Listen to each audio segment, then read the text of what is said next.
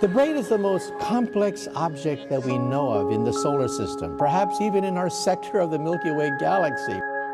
We are in the midst of a gigantic revolution in understanding the mind.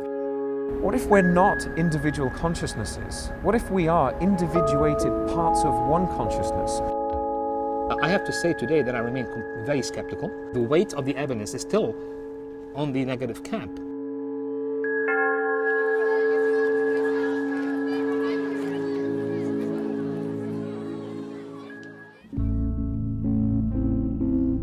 I'm Dr. Anna Yusim. I'm a psychiatrist. With my patients, I've had experiences that seem to defy what I've learned in medical school about the model of the mind. There's a conscious mind, there's an unconscious mind, but still each mind is separate and distinct. But I've had experiences with patients where they're reading my thoughts, I'm reading their thoughts. These experiences, they've made me start to look at the medical model in which I was trained and say, what are the limits of science in our ability to understand the way that we communicate, the way that we as human beings connect with one another? What is telepathy?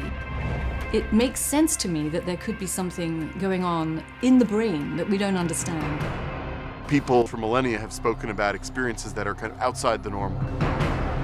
Ideas, thoughts that are going from one person to another person, with no visible means or mechanism.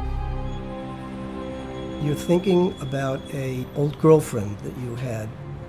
You get a phone call, and it's the woman who you thought about. It's a perfect example of when you call it, you have a sixth sense. Even if we're not together, the experiences are shared through a connection that we can't explain. So when Debbie goes out on a date and has a good time, then I just stay home and feel it. The problem is that you have to be able to prove it. And we're talking about things that are very difficult to prove. Science works by replication of found results. And one should not accept any phenomenon until the replication has been proven to be positive. That's the reason why most scientists remain skeptical. Science as such tells you if you cannot explain something, it doesn't mean it does not exist. At the same time, you cannot say, no, this is never happening. It's happening. But how it happens, why it happens, to whom it happens, is for the moment a mystery.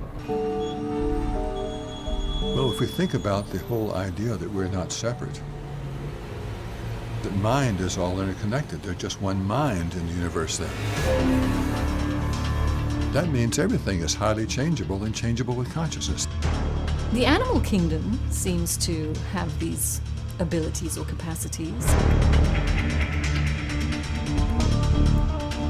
What if it's a delusion that we're separate?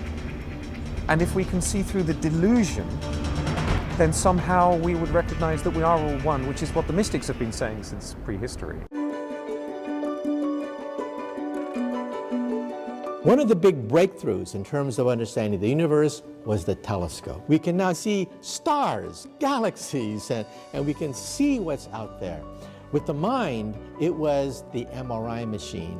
With the new technology, we really have the chance to look at thoughts as they evolve in our minds and brains. And that includes thoughts that we are not currently aware of. From a technology point of view, if telepathy is proven to exist, technological ramification can be tremendous. There's no question in my mind that what Freud referred to as that oceanic feeling of being connected to the broader universe, to being part of something larger, is real. We are more in charge of creating the outcome of our lives than we ever imagined. That we can heal all sorts of things in our bodies just with our minds. What impact do these ideas have on our understanding of ourselves, how society functions? Could it be that we're on the cusp of a renaissance in our understanding of the human mind?